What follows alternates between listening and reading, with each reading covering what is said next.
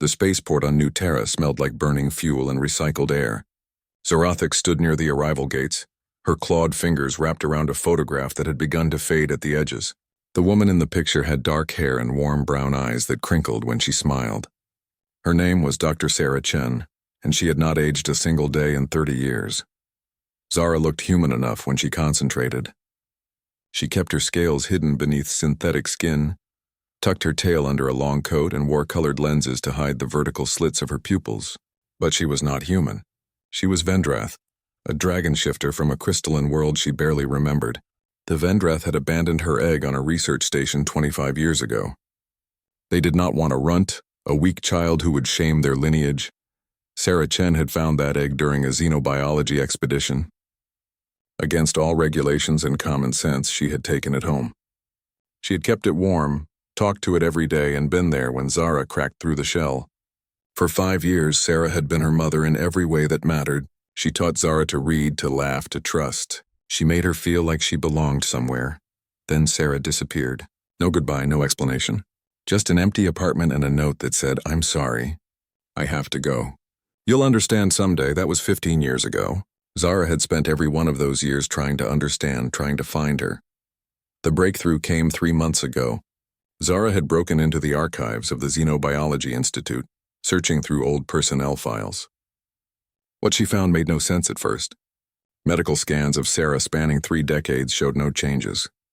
Her cellular structure remained frozen at the biological age of 32. The images from when she was 25 looked identical to scans taken when she should have been 55. Buried deep in encrypted files, Zara found references to something called Project Kronos, a longevity experiment, highly classified.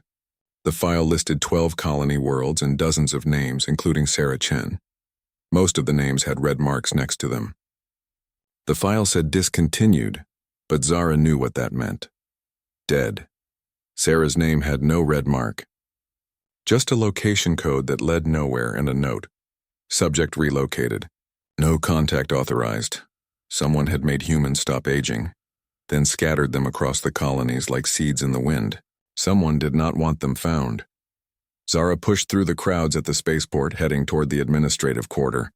New Terra was humanity's second major colony, a sprawling city of metal and glass built on a planet that had once been nothing but red dust. Humans were good at making homes in impossible places. Zara had learned that much in her travels. The Institute's regional office sat in a tower that scraped the orange sky. Zara walked past security with forged credentials that said she was a freelance journalist. The board guard barely glanced at her identification. The records room was in the basement, guarded by nothing more than a locked door and an aging computer system. Zara had always been good with technology. Her dragon brain processed patterns faster than human computers. She bypassed the security in under 3 minutes. The files on Sarah Chen were thinner than expected. Employment records, research papers, a handful of commendations. Then a gap. 5 years where Sarah appeared in no records at all. Those were the years she spent raising Zara.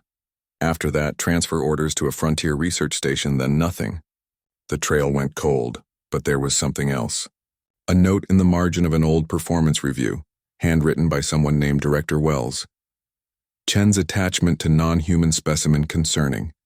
Recommends psychological evaluation and transfer. Non-human specimen. That was what they called her. Not a child. Not a daughter.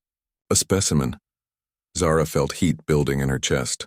The dangerous warmth that meant her dragon nature was surfacing. She forced herself to breathe slowly, cooling the fire before it could escape. "You shouldn't be here." The voice came from behind her. Zara spun, claws extending automatically. A man stood in the doorway, hands raised in a peaceful gesture. He was older, maybe 60, with gray hair and tired eyes behind wire-rimmed glasses. "I'm not going to call security," he said quickly. "I'm Marcus. I worked with Sarah a long time ago." Zara's claws retracted slowly. "You knew her?" "Everyone knew her. She was brilliant, also stubborn as hell." Marcus stepped into the room, glancing at the computer screen. "You're looking for her." It was not a question. Zara nodded. Marcus sighed and pulled up a chair. "I can't tell you where she is." "I don't know. But I can tell you why she disappeared." He lowered his voice. Project Kronos wasn't just about stopping aging. It gave people regenerative abilities, healing that could save millions of lives. But something went wrong. The treatment became unstable.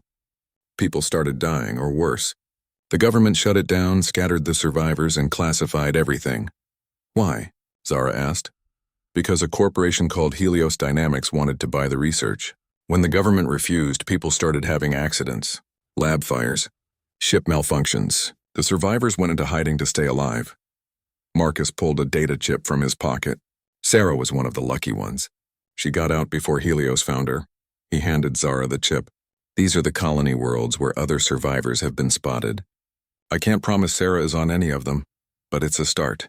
Fair warning, though. If Helios finds out you're looking for her, they'll come after you too.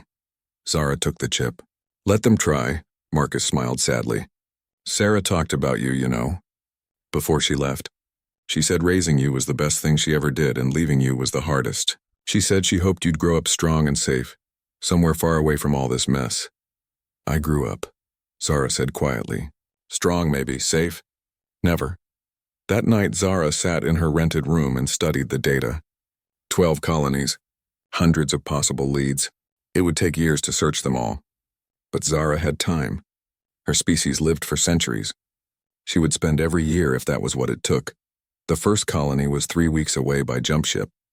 An industrial mining operation on a frozen moon. One of the names on Marcus's list had been spotted there 6 months ago. Zara packed her belongings into a single bag. She looked at Sarah's photograph one more time, memorizing the smile, the warmth in those eyes. Somewhere out there that woman still existed, still looked exactly the same as she did in this picture, still running, still hiding. But Zara was good at tracking. It was a dragon skill bred into her bones. She could follow a scent trail weeks old, recognize a face from a glimpse in a crowd. She had her mother's smile burned into her memory with perfect clarity. She would search every one of those 12 colonies. She would find Sarah Chen, the human woman who never aged, who saved a dragon child that no one else wanted. She would find her mother, no matter how long it took. The search was just beginning. The first colony was called Frost Haven, though there was nothing haven-like about it. The moon orbited a gas giant so massive it blocked out half the sky. Temperatures outside the dome cities dropped to 200 degrees below freezing. Humans lived here anyway, drilling through kilometers of ice to mine rare minerals that powered their starships. Zara walked through the underground city, following a lead that went nowhere. A woman named Dr. Lisa Park, another Project Kronos survivor, had worked at the mining company's medical center, but she had moved on 2 months before Zara arrived. No forwarding address, no records of where she went next. Happens a lot here, the current clinic doctor told Zara. People come to the frontier to disappear. We don't ask questions. The second colony was better. It was an agricultural world called green fields, covered in golden wheat and genetically modified crops that grew in triple Earth gravity. Zara spent 3 weeks interviewing farmers and searching through immigration records. She found nothing about Sarah, but she learned something about humans. They were stubborn. The gravity on green fields should have crushed them, but they wore exoskeletons and adapted. The soil was toxic with heavy metals, but they built hydroponic towers and filtered everything. When Zara asked a farmer why they stayed on such a difficult world, the woman just laughed. Because it's ours, she said. We made it work. That's what humans do. Zara thought about that as she traveled to the third colony. Humans were not the strongest species or the smartest. They did not have scales or claws or the ability to breathe fire, but they had something else. They refused to quit. They looked at impossible situations and decided to try anyway. Maybe that was why Sarah saved her. Because humans saw value where others saw weakness. Colony 3 was a research station orbiting a brown dwarf star. Only 200 people lived there, all scientists studying stellar formation. Zara arrived with hope and left with frustration. Sarah had been there, working under a false name, Sarah Chen, with only one H in Sarah. She had stayed for 8 months before disappearing again. She was quiet, a fellow researcher remembered. Brilliant with genetics, but she kept to herself. Then one day she just left, said she had to move on. We figured she was running from something, but out here everyone's running from something. Zara stood at the observation deck, looking at the dying star outside. Sarah had stood here too, maybe looking at the same view. They had missed each other by 4 months. The fourth colony nearly broke her. It was called Last Hope, a way station for ships traveling between the outer colonies. Zara tracked a lead to a cargo port where Sarah supposedly worked as a medical officer. But when she arrived, she found herself walking into an ambush. Pirates had taken over part of the station. They were holding cargo ships for ransom, and they did not appreciate a dragon shifter asking questions about their operations. The confrontation started with words and ended with violence. Zara tried to hold back. She tried to stay human. But when one of the pirates pulled a plasma weapon and fired at a group of civilian workers, something inside her snapped. She transformed. Not fully, not into her complete dragon form, there was not enough space. But her scales erupted through her skin. Her claws extended to full length and fire built in her throat. She moved faster than human eyes could follow, disarming the pirates and crushing their weapons with her bare hands. When it was over, 20 pirates lay unconscious and Zara stood in the center of the cargo bay, breathing smoke, her true nature exposed for everyone to see. The workers she saved backed away slowly. One of them recorded the whole thing on his communication device. By the time Zara left the station, the video had spread across the colonial network. Dragon Girl attacks pirates, the headlines read. Some called her a hero. Others called her a monster. Most just called her dangerous. Marcus contacted her that night over encrypted communication. His face on the screen looked worried. "You need to be more careful," he said. "That video has people asking questions.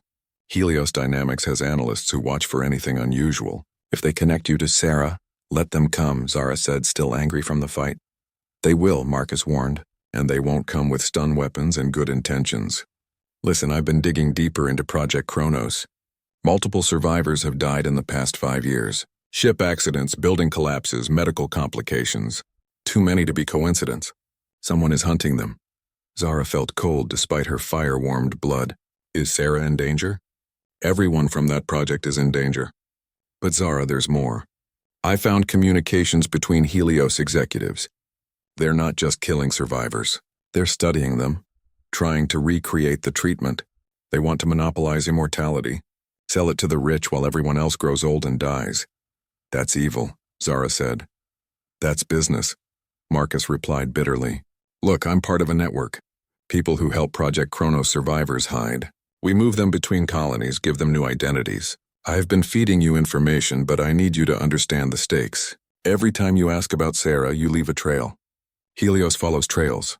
Zara stared at her clawed hands. "What am I supposed to do? Stop looking?" "No," Marcus said quietly. "I'm saying be smarter about it. And I'm saying I'm going to help you more directly from now on, because if Helios is hunting, Sarah needs to know someone's looking for her, someone who cares enough to fight." He sent her new data, 3 more colonies where survivors had been spotted recently. And then, just as he was about to disconnect, he sent one more thing, a photograph. Recent, taken maybe a week ago. It showed a woman with dark hair and unlined skin standing in an outdoor market. She was looking off to the side, unaware of the camera. But Zara knew that face. She had memorized every detail. Sarah. Unchanged, unaged, exactly as Zara remembered her. "Where?" Zara demanded. "Colony 8. A place called Shepherd's Haven. It's a pastoral colony, low technology. People go there to disappear into quiet lives." "But Zara, this photo came through our network 3 days ago. If we found it, Helios might too." Zara was already packing.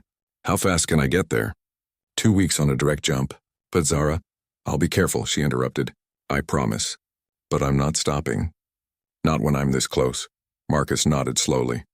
"I know, your mother raised you well. You're as stubborn as she is." The words hit Zara harder than she expected. Your mother. No one had called Sarah that in 15 years. Most people who knew about Zara's past called Sarah her keeper, her guardian, her rescuer. But never her mother. "Thank you," Zara said quietly. "Don't thank me yet. Just find her, and Zara, when you do, tell her Marcus says hello. Tell her some of us never stopped believing she did the right thing." The communication ended. Zara sat alone in her ship, looking at the photograph of Sarah in the marketplace. 2 weeks to Shepherd's Haven, 14 days. She had been searching for 5 years across 4 colonies. What was 2 more weeks? But as she plotted the jump coordinates, Zara felt something she had not felt in a long time. Hope. Real, dangerous, terrifying hope. She was close now.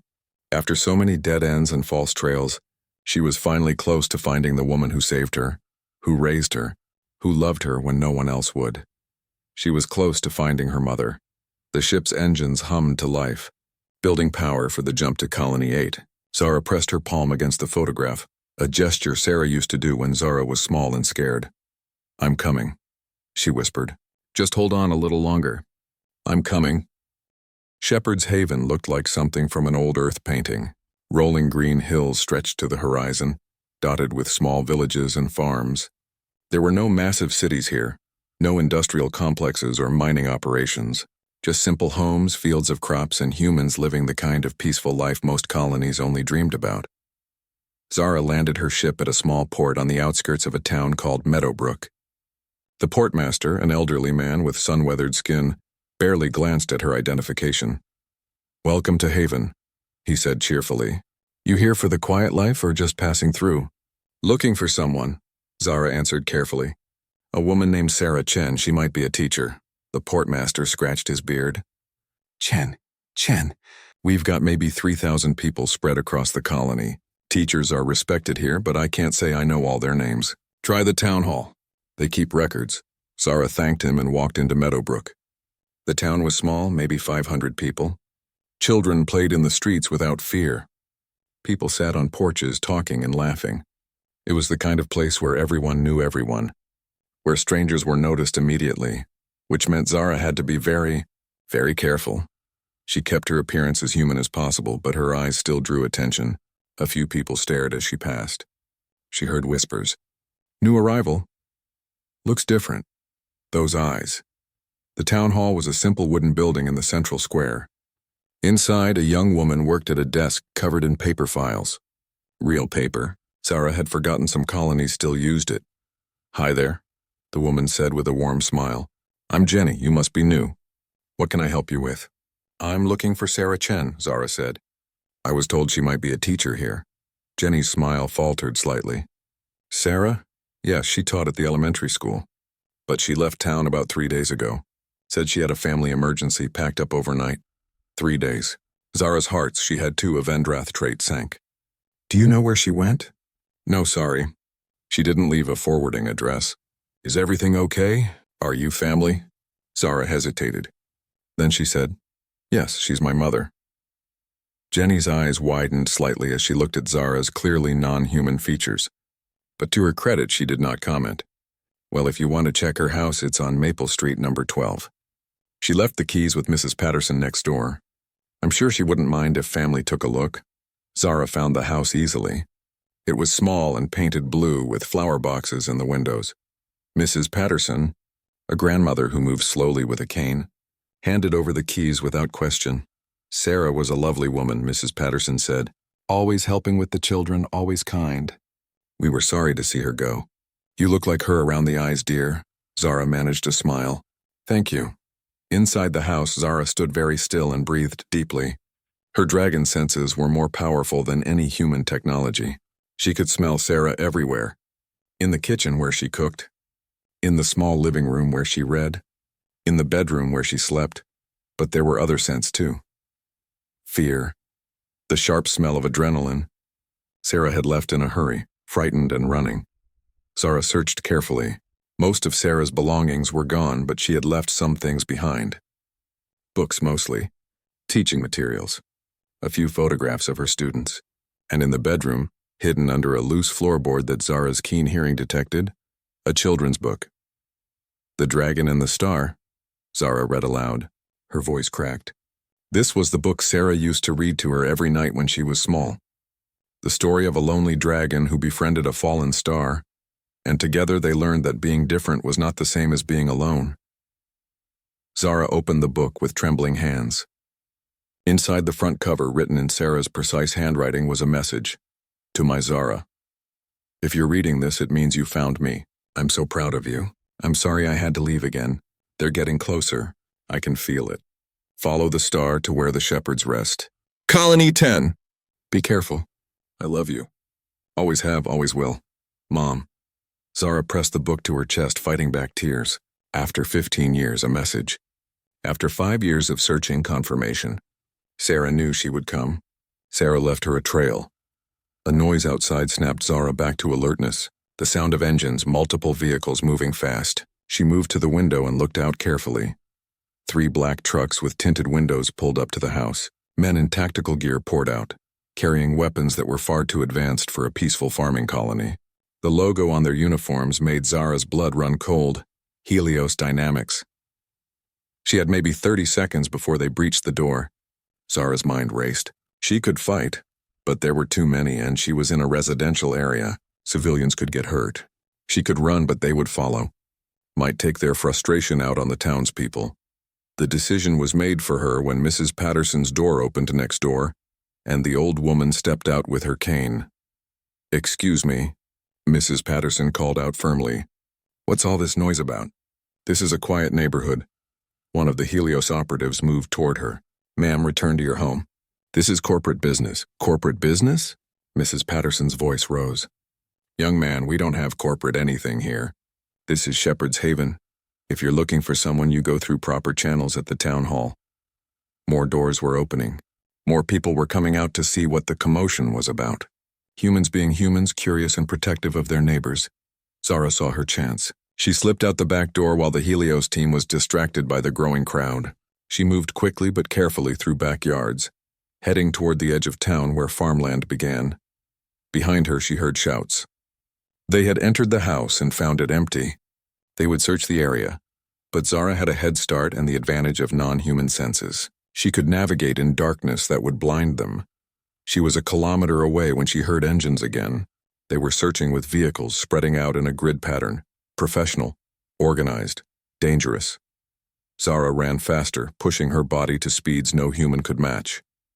But she could not run forever, and they had technology that could track heat signatures. She needed help. A light appeared ahead. A farmhouse isolated from the town. Zara made a split-second decision and ran toward it. A man was outside loading hay into a barn. He looked up in surprise as Zara came running out of the darkness. She did not slow down. "Please," she gasped. "Men are chasing me, bad men. I need help."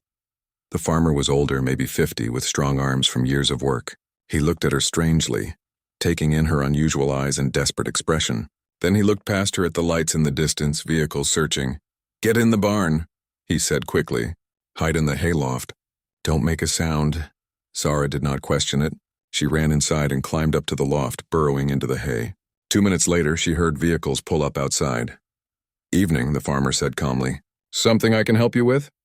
"We're tracking a dangerous fugitive," a Helios operative said. "Non-human.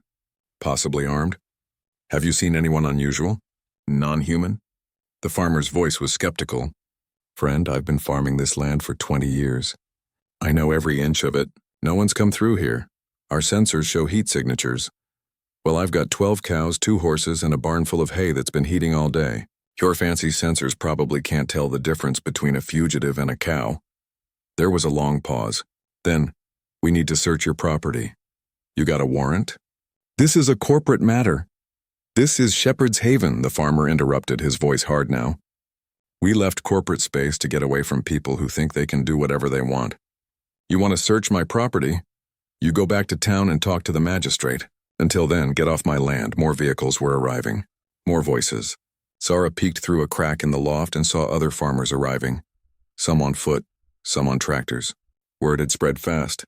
The farmers formed a loose line between the Helios operatives and the barn. "We can do this the easy way or the hard way," the Helios leader said. An old woman stepped forward. She was small, maybe 60, but her voice carried authority. "Young man, you're on Colony 8. We're registered with the Frontier Alliance. You got no jurisdiction here unless you're invited. And I don't recall anyone inviting Helios Dynamics to Shepherd's Haven. We're pursuing a dangerous—" "We heard what you're pursuing," another farmer called out. "Jenny from Town Hall sent word. You're looking for Sarah Chen's daughter." Sarah was a good woman. Her daughter came looking for her. That makes her good people too. "You're harboring a fugitive. We're protecting a neighbor," the old woman said firmly. "Now you can leave peaceful, or we can call the Alliance and let them sort out why a corporation is sending armed men to terrorize a farming community." "Your choice." The Helios team leader looked at the assembled farmers, 20 or 30 people, armed with nothing more than farm tools and stubborn expressions. But they stood their ground, united. Finally, the leader raised his hand. "Fall back. We'll return with proper authorization." The vehicles pulled away slowly. The farmers did not move until the last lights disappeared over the hill. Then the man who owned the barn called up to the loft. "You can come down now. They're gone." Zara climbed down carefully. She expected anger, maybe demands for explanations. Instead, the old woman who had spoken walked up to her and looked her in the eyes. "Sarah Chen was your mother?" "Yes," Zara said. Quiet Colony 10 was called Desolation, and the name fit perfectly. It was a mining world of the worst kind, where massive machines tore through the planet's crust to extract rare elements used in faster-than-light drives. The sky was permanently orange from industrial pollution. The ground shook constantly from underground detonations.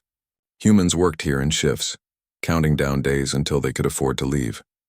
Zara arrived expecting to find Sarah, following the clue from the children's book. Instead, she found disappointment. Sarah was not on Desolation. The coordinates led to an old mining facility that had been abandoned 5 years ago, but someone was waiting there. Dr. Yuki Tanaka sat in the ruins of what used to be a medical station. She was thin, too thin, and her hands shook as she poured synthetic coffee from a battered thermos. When Zara entered, Yuki looked up with eyes that had seen too much pain. "You must be Zara," Yuki said. Her voice was rough, like it hurt to speak. "Sarah said you'd come eventually. Said you were too stubborn to stop searching. You know Sarah?" Zara moved closer, hope flaring. "Where is she?" "Safe, for now." Yuki coughed, and Zara saw blood on her lips. "I'm not doing so well myself, as you can see. The treatment is breaking down. We all knew it would eventually, but knowing doesn't make it easier." "What treatment?" Zara asked, though she already knew the answer. "Project Kronos. We thought we'd solved death, or at least aging. For 15 years it worked perfectly. Then people started getting sick. Cellular degradation, they called it. Our bodies forgot how to repair themselves properly. Some of us died fast. Others, like me, are dying slow." Yuki gestured to a chair made from a broken crate. Zara sat, waiting. "Sarah was part of the team that developed the treatment," Yuki continued. "Brilliant geneticist. She was the one who figured out how to make it work, but she was also the one who discovered why it was failing. We needed genetic stabilization from something with naturally long life and regenerative abilities. Without it, we were just delaying the inevitable." Understanding hit Zara like a physical blow. "That's why she took me. My egg, I'm Vendreth. We live for centuries. We heal from almost anything." "Yes." Yuki's expression was sad. At first it was pure pragmatism. She needed a sample source, someone she could study. Taking in an abandoned egg solved her problem. But then you hatched and you were just a baby. A weird, scaly, fire-breathing baby, but a baby nonetheless. Sarah fell in love with you. She couldn't do it. Couldn't use you as a lab specimen. Zara felt her world tilting. Everything she believed, everything she thought she understood about her adoption, it had started as a transaction. She was supposed to be medicine, not a daughter. "She protected you," Yuki said softly. "When the project fell apart and Helios started hunting us, Sarah could have traded you for safety. They offered her immunity, wealth, everything. All she had to do was hand over the dragon child and her research. She refused. She destroyed her notes, took you, and ran. She gave up everything to keep you safe.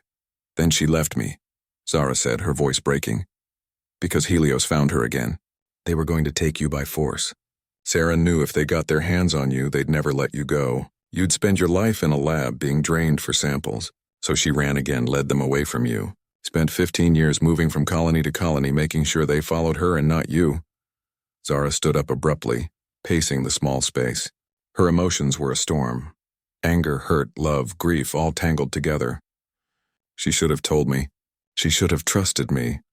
"You were 5 years old when she left," Yuki pointed out gently. "And later, how could she contact you without leading Helios straight to you? She made the only choice she could, the one that kept you safe." Yuki pulled out a data pad, old and battered. "Sarah asked me to give you this if you ever found me. It's research notes, partial data from Project Kronos. With samples from you, blood, tissue, nothing that would hurt you, we might be able to synthesize a stable treatment. Save the few of us who are left. Save Sarah." Zara took the pad with numb fingers. "She sent me here. Not to find her, but to find you. To save you.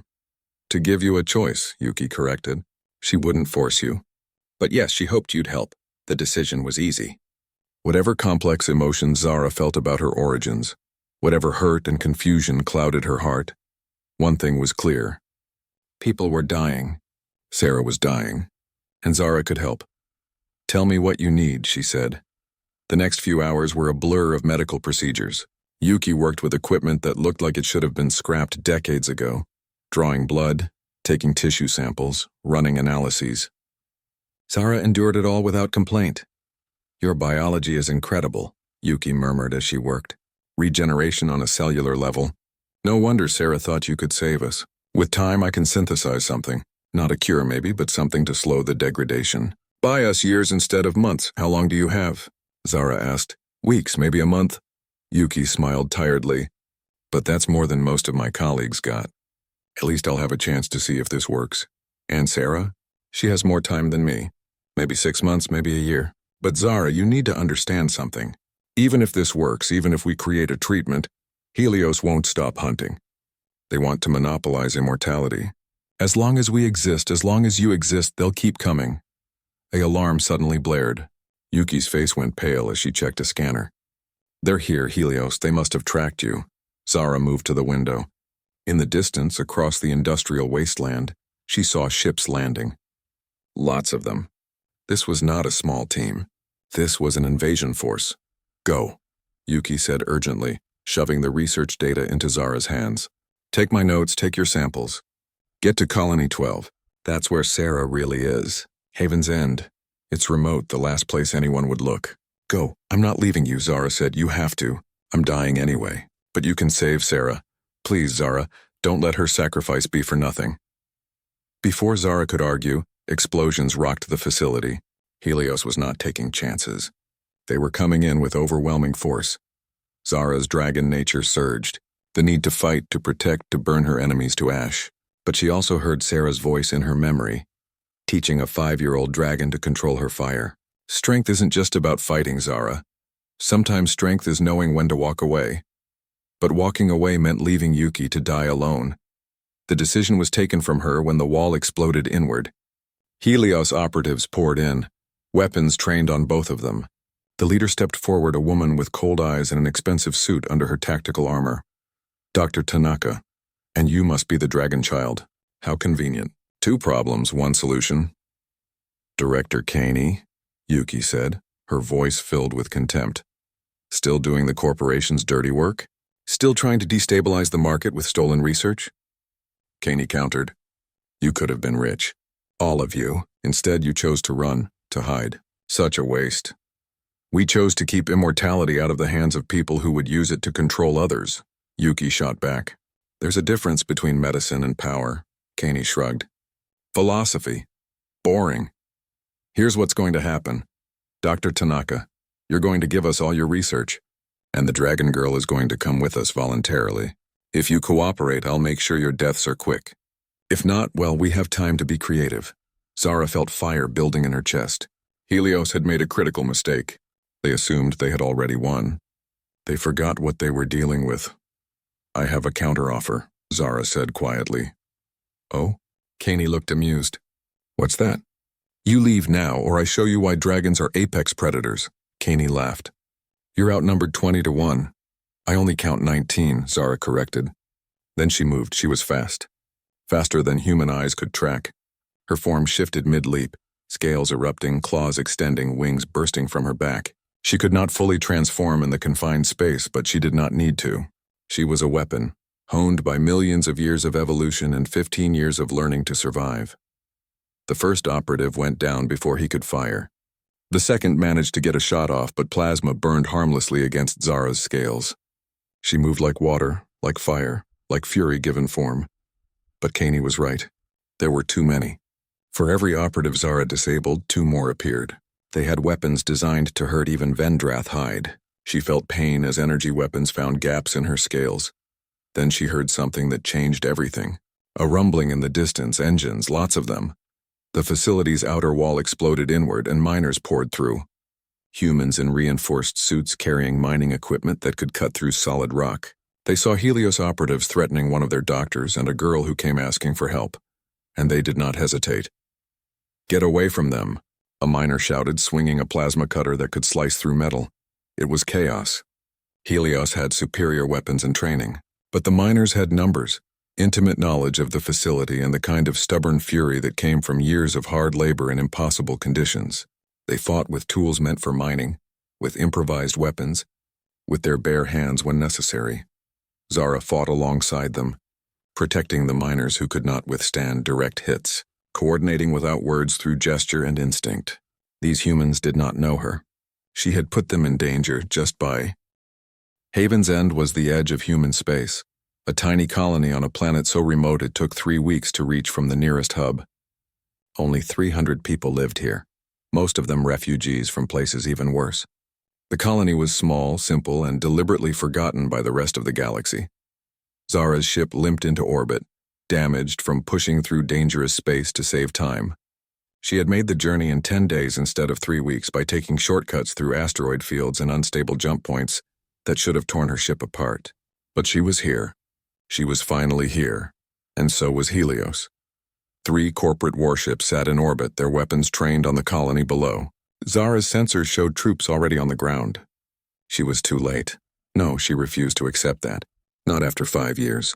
Not after 12 colonies. Not after everything. She pushed her ship into a steep descent, burning through the atmosphere at speeds that made the hull scream. Helios ships tried to target her, but she was too fast, too erratic.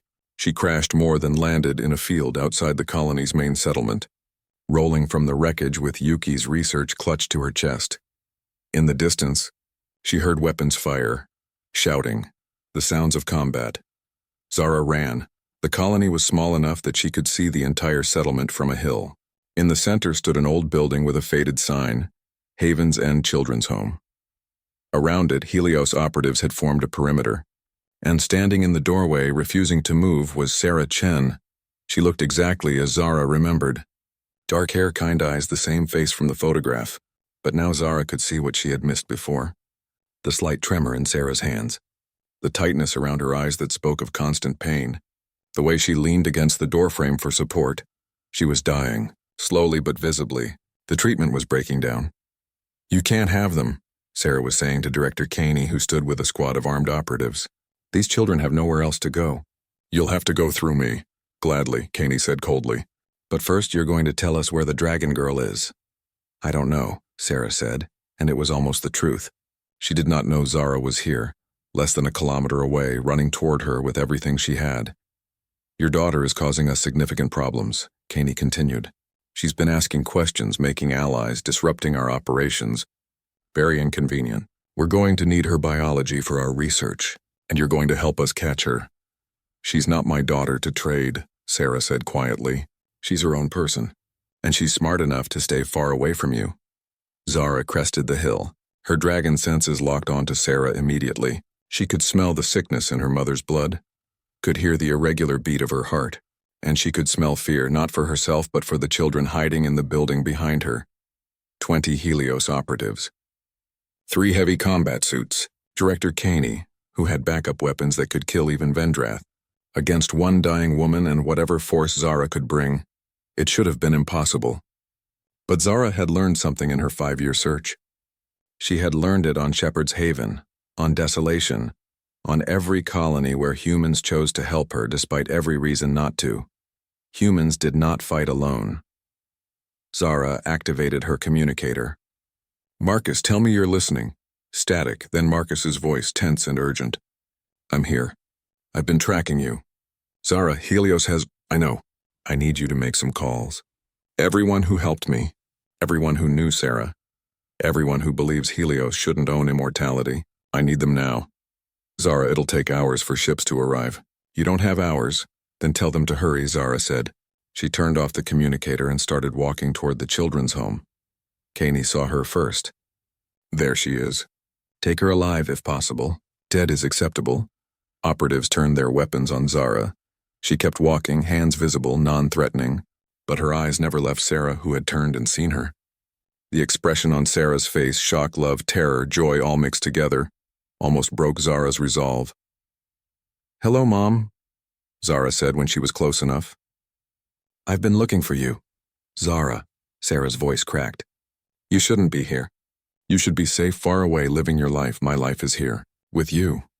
Zara stopped 10 meters from the Helios line. "Let her go, Caney. Let all of them go." You want Vendrath biology? Fine, I'll cooperate. I'll give you whatever samples you need. Just let them leave. No. Sarah stepped forward. Don't you dare.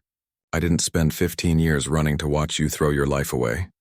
You spent 15 years protecting me, Zara said softly. Let me return the favor, Kaney smiled. How touching. Unfortunately, I need both of you.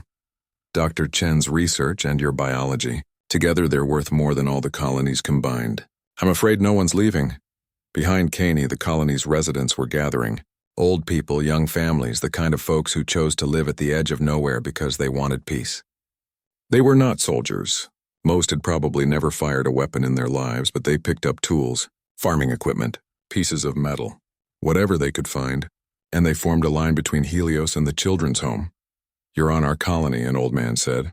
He was thin, weathered by hard years, but his voice was steady. We don't have much here, but we've got rules. One of them is we protect children. Another is we protect neighbors. Sarah's a neighbor. Those kids are ours. You want them, you go through all of us. How heroic, Kaney said mockingly. How stupid. We have weapons that could level this entire settlement. Then you'll have to, a woman said. She was younger, maybe 30, carrying a child on her hip. Because we're not moving. More colonists arrived. Word had spread fast. They came from homes and fields, some still carrying dinner plates, others pulling on jackets against the evening chill. They were not warriors. They were farmers, teachers, mechanics, parents, ordinary people choosing to do something extraordinary. Zara felt something shift inside her. All her life she had been alone. Too different to be Vendrath, too alien to be human. But watching these people stand against impossible odds, she understood something fundamental. Being human was not about biology. It was about choice. About seeing something wrong and saying, not today. About standing for others even when it was dangerous and stupid and likely to get you killed. Sarah raised me to be human, Zara said quietly. Looks like she succeeded. Then the sky lit up with jump flares. Ships were arriving. Lots of them. Mismatched vessels from a dozen different colonies. Mining haulers, farming transports, personal cruisers. Even a few pirates who decided this was a fight worth joining. Marcus's voice came through on open broadcast. Helios Dynamics. This is Captain Marcus Reeves of the Frontier Alliance. You are hereby ordered to stand down and surrender your forces. You are in violation of 17 Alliance regulations, including armed invasion of a sovereign colony. The Alliance has no authority here, Kaney snapped back. Actually, we do. See, funny thing happened while you were busy threatening children. Every colony you visited in the past month filed complaints. Turns out when you terrorize enough people, they band together. The Alliance voted unanimously an hour ago to revoke your corporate charter and authorize use of force to apprehend your operatives. More ships descended. Farmers from Shepherd's Haven, miners from Desolation, scientists from the research stations, even the pirates from Last Hope.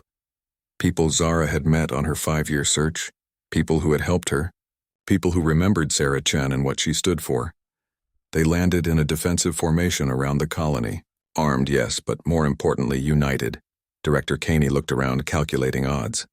Her forces were good, but they were vastly outnumbered now. And these were not trained soldiers. These were civilians who had decided enough was enough. This is not over, Kaney said. Yeah, it is, said Dex the miner, climbing out of his ship with a plasma cutter slung over his shoulder. See, you made one big mistake. You assumed we'd be too scared to fight. But humans? We're too stupid to know when we're beaten. Plus, we get real angry when people threaten kids. The battle was short. Helios operatives, faced with overwhelming numbers and legal authorization to stand down, surrendered. Kaney was taken into custody, already screaming about lawyers and corporate rights, and then there was nothing between Zara and Sarah except 15 years of absence and 5 years of searching and a lifetime of love that had never really ended.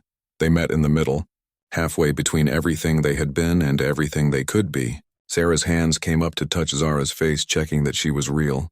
You got so big, Sarah whispered. You're all grown up. You look exactly the same, Zara said.